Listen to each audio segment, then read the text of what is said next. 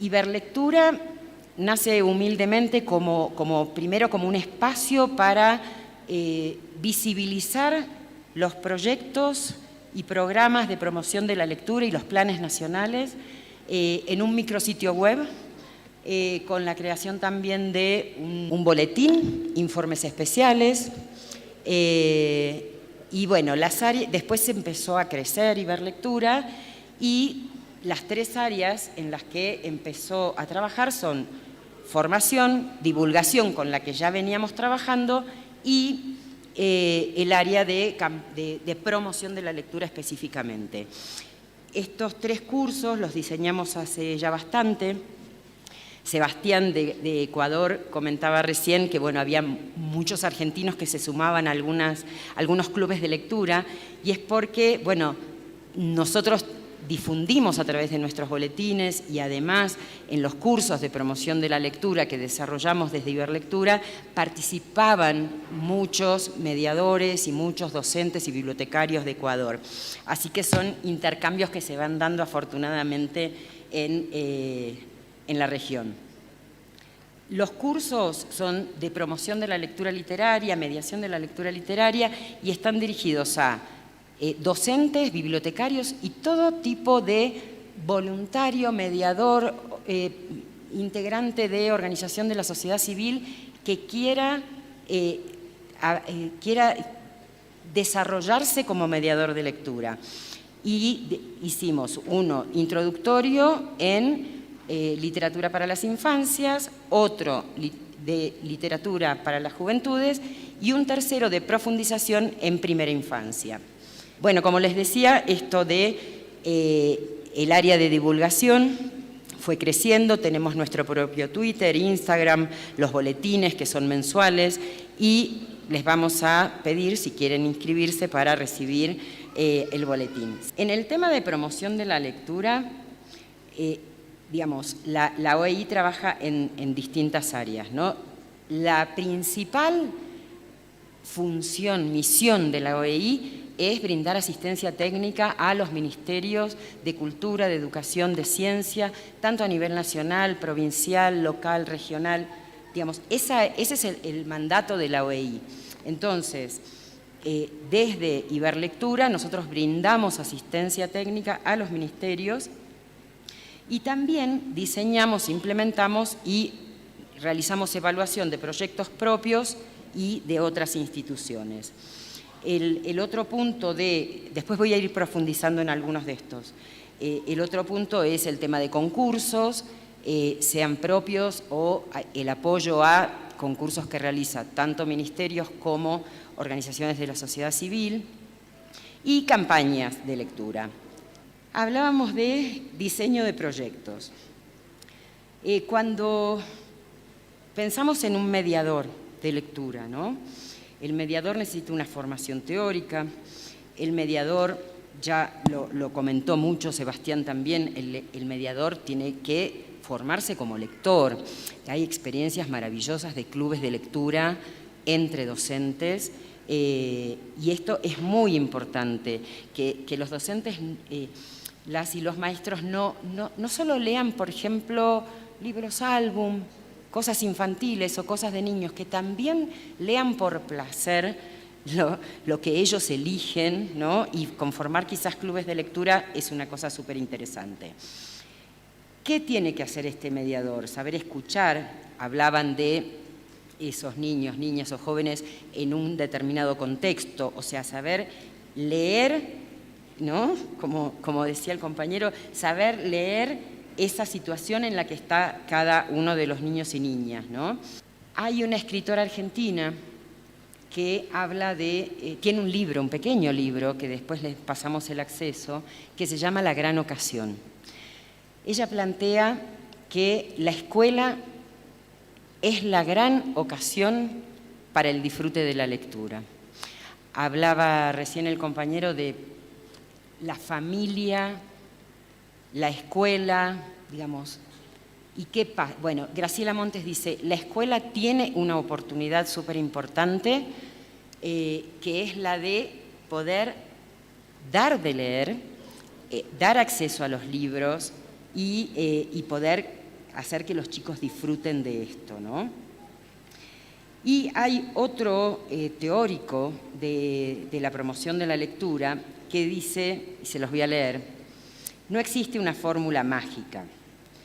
Lo que hay es una receta, una lista de ingredientes, algunas instrucciones básicas que, si se siguen día tras día, tienden a producir el resultado deseado. Vamos a ver parte de esos ingredientes que tienen las y los docentes como posibilidad. Cómo formar lectores y promotores de lectura. Bueno, ya lo mostraban Mario y Jazmín con los niños y niñas más grandes que leían en voz alta, que además escribían, graficaban lo que iban a narrar, etcétera. O sea, tenemos un montón de ingredientes como lectura en voz alta, la biblioteca en el aula, además de la biblioteca escolar o la comunitaria. La lectura silenciosa y sostenida, digamos, estas son muchas de las cosas, ya las está haciendo el Ministerio de Educación de Bolivia, pero siempre hay que recordarlas, ¿no? El tema de la conversación, la lectura, la tertulia literaria. Decía el director de OEI, citando a Borges, que el verbo leer no admite imperativo, ¿no? Entonces, esto de leer y evaluar preguntando ¿quién puede decir cómo era el nombre del protagonista del libro? No, leer y poder conversar sobre lo que se leyó y sobre lo que le pasó a cada uno y cada una con la lectura, ¿no? ¿Qué recordé? ¿Qué sentí? ¿Qué me gustó? ¿Me divertí? ¿Me puso triste? ¿Lo volvería a leer? ¿Lo recomendaría? Digamos, conversar sobre el acto de leer y sobre esa lectura en particular, pero sin hacer una evaluación. A nosotros nos parece que esos son puntos muy importantes, ¿no? También lo mencionaba en el tema de diarios de lectura, o sea, tanto Sebastián lo refería en relación a los docentes y después otro de los compañeros hablaba de la importancia de que los chicos hagan un registro de sus propias lecturas, ¿no? Taller de escritura, ya lo vimos con Mario y Jazmín en la experiencia de ellos. Las mesas de libros, bueno, Miguel Alfaro también comentó esto de mostrar, visibilizar cuando llegan materiales nuevos, ponerlos todos ahí a disposición, ¿no? Visitas de escritores y conversaciones con ellos. Carteleras de recomendaciones, es decir, que los niños y niñas y los jóvenes se conviertan en recomendadores de libros, armando carteleras muy simples en las escuelas. Y quería detenerme un poquito en un programa que creó Bettina Carón hace como 40 años, que se llama Niños Promotores de Lectura, en donde ella hacía lo que también comentaban un poco Jazmín y Mario, que los niños más grandes leían a los más pequeños. Pero ella lo trabajaba mucho más sistemático y no tanto con narración oral, sino con lectura de libro álbum. Entonces trabajaba con los chicos que ellos eligieran qué era lo que querían leer a los más pequeños y era toda una ceremonia de saber que el día X los niños y niñas de 5º grado iban a leerles a los niñitos de inicial. Y se ponían todos en ronda y los grandes de 10, 11 años, mostraban los libros a los más chicos y les iban contando la historia. Bueno, estos son todos los ingredientes que hay y que, como dice Chambers, bueno, hay que ir mezclándolos todos los días alguna cosa, cada uno además evaluando cuál es el contexto, cuáles son los recursos con los que contamos, qué libros tenemos, que tenemos la biblioteca adentro de la escuela, la tenemos afuera, bueno, si somos una biblioteca o somos un docente. ir evaluando todo el escenario y además quién es quién, el que está delante nuestro.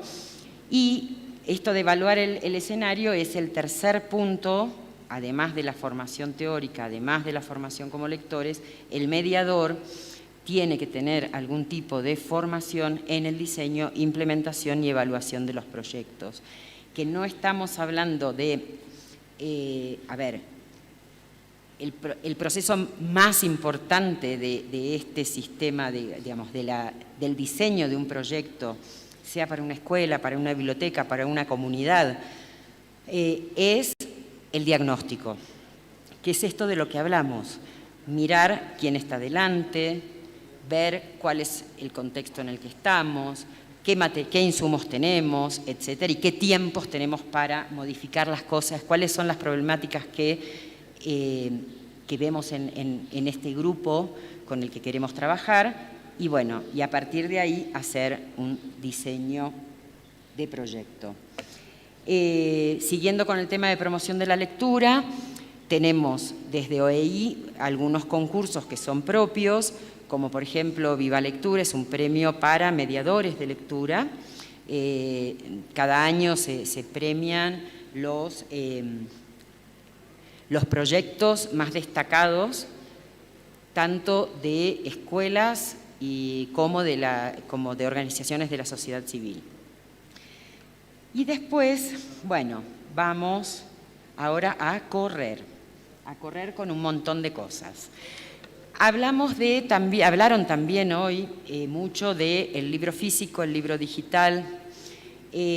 Nosotros creemos desde Iberlectura que los dos son válidos, que además hoy muchas veces se dice los jóvenes no leen, pero muchas veces los jóvenes leen en dispositivos o leen textos que no son el corpus que la escuela es la que recomienda. Entonces no digo que no se lea lo que dice la currícula, por favor, pero sí quizás también tratar de ver, de indagar cuáles son las lecturas de esos jóvenes y qué es lo que están leyendo y que ellos lo puedan compartir en el aula y a partir de ahí tratar de entusiasmarlos con otras lecturas. Bueno, la lectura en digital para nosotros es un tema muy importante porque el acceso al libro, ya lo decían los compañeros que hablaron antes, no es tan sencillo, se pueden hacer campañas de donación, se pueden hacer algunas compras, pero los países son grandes y los costos de traslados de materiales también son muy importantes. Entonces nosotros empezamos a trabajar en el tema de promoción de la lectura mucho con digital. Voy a pasar rápidamente por algunos de los programas que trabajamos desde el área de promoción, como es Lectura e Inclusión, en donde trabajamos estamos iniciando la traducción de las colecciones nuestras al braille y a la lengua de señas. Después tendremos, en principio, a la lengua de señas argentinas, pero después veremos de ir incorporando las otras lenguas de señas de los otros países de la OEI. Y también el braille. En Argentina hay varias unidades penales que se han capacitado, los internos se han capacitado en la traducción a braille y hay máquinas. Entonces vamos a hacer un trabajo conjunto con Educación en Contextos de Encierro del Ministerio de Educación de la Nación con nosotros para poder hacer esta traducción a braille. Y Lenguaje Claro, estamos trabajando con la Asociación de Lenguaje Claro y estuvimos ahora en el Congreso de la Lengua también en charlas que tiene que ver con lo mismo, ¿no? Volvemos al tema de los derechos, el tema de que la legislación, las resoluciones administrativas, etcétera, estén redactadas de manera tal que todos y todas la comprendan.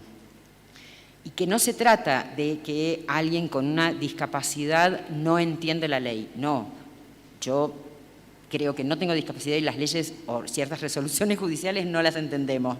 La mayoría de las mortales no entendemos esas resoluciones. Entonces hay todo un movimiento súper importante a nivel, digamos, sobre todo en el tema de español, de trabajar en la capacitación de tanto legisladores como del sistema judicial para la redacción de las leyes en un lenguaje comprensible para la comunidad entera. Bueno, después también trabajamos con otras áreas de OEI. Ah, espere, que me parece que me pasé una. Sí, acá está. Tenemos un proyecto que iniciamos hace un par de años de las mujeres en la literatura infantil y juvenil. La idea comenzó con un conversatorio con escritoras, editoras, ilustradoras, para conversar con ellas cómo había sido introducirse en este mundo que, digamos, fue durante mucho tiempo masculino. Y empezamos a hacer también entonces un relevamiento sobre las mujeres escritoras e ilustradoras de la región, y vamos a hacer un informe para marzo del año que viene, para el Día de la Mujer, sobre las mujeres precursoras de la literatura infantil y juvenil en Iberoamérica. Así que bueno, ese es un proyecto que nos entusiasma mucho, que estamos haciendo con la Dirección de Cultura de la Secretaría General de la OEI. Después está el programa iberoamericano de bilingüismo y difusión de la lengua portuguesa. Desde Iberlectura, digamos, si bien este es un programa que obviamente coordina el tema de bilingüismo, desde Iberlectura damos apoyo para la realización de proyectos, como por ejemplo Atelier Poético, que fue un intercambio que se realizó entre poetas de lengua española que daban talleres de escritura en países de lengua portuguesa y viceversa. Poetas portugueses o brasileros que daban talleres a españoles, digamos, a gente de habla española. El proyecto Leer, Ver y Hacer en el Mundo, que también es otro proyecto, no voy a meterme en detallar porque son muchos, y el premio Cruzando Fronteras, que es un premio que se da a las escuelas de frontera en estos proyectos de integración de bilingüismo, incluso de lenguas originarias en esas regiones. Bueno, y el último de los puntos importantes es, en el año 2019, se realiza en Argentina el Congreso de la Lengua Española. Nos plantean algunas cosas para hacer. Hicimos, por ejemplo, con Ibermedia, cine y literatura, unas proyecciones para estudiantes secundarios, después hubo todo un seminario sobre periodismo, etc. Y desde Iberlectura dijimos, bueno, a ver, van a estar hablando sobre el pasado, el presente y el futuro del español, van a estar los escritores, los académicos, ¿y nosotros qué vamos a hacer? Llevar la palabra a la calle. Entonces creamos esta campaña que se llama Lectura en Movimiento, con la idea de democratizar la palabra, de dar acceso al libro. Ya lo comentaba Ramiro, ¿no? Digamos, esto de el acceso a los libros, esta posibilidad que no solamente saber leer, sino qué leer, cómo leo, qué leo, dónde encuentro. Y a partir de ahí, entonces, nace también una colección que se llama Iberoamérica Lee, porque en esto del ecosistema del libro, hoy nos comentaba quién conoce tal libro que es uno de los clásicos universales y quién conoce tal texto de un escritor boliviano, y resulta que muy poca gente lo conocía.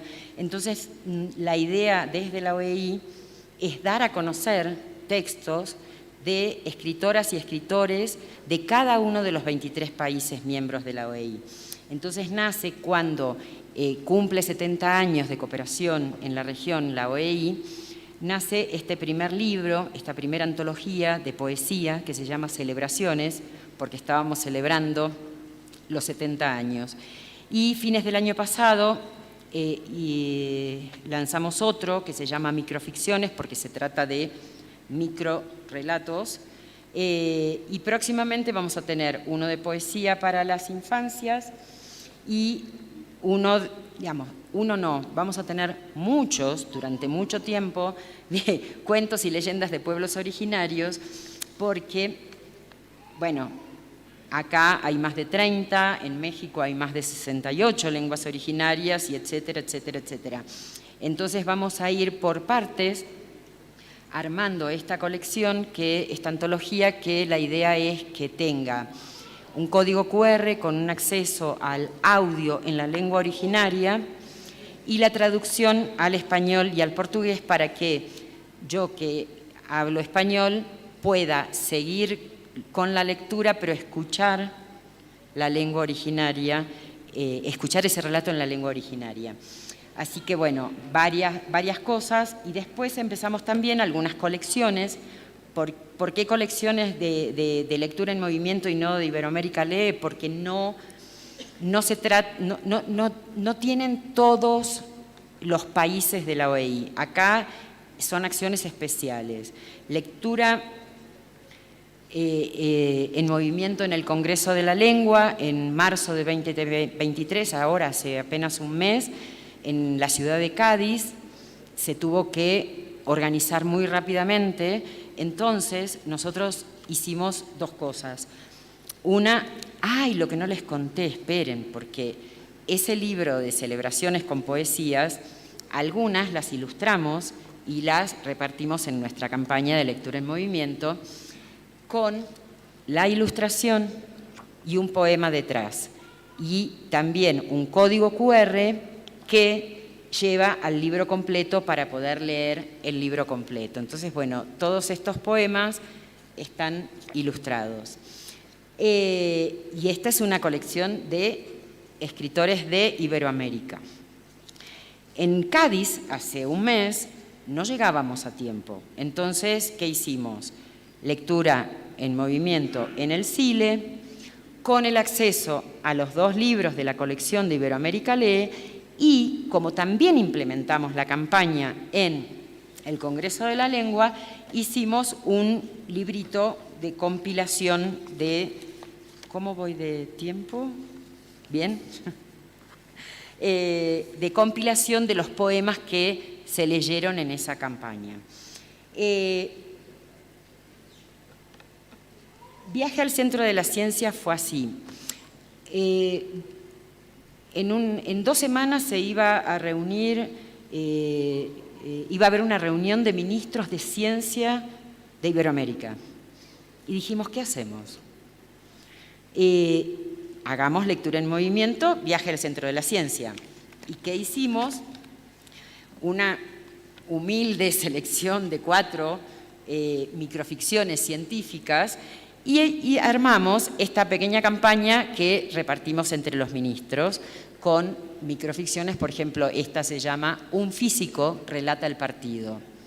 O sea, un físico relata un partido de fútbol. Es de Julio Ricardo Estefan.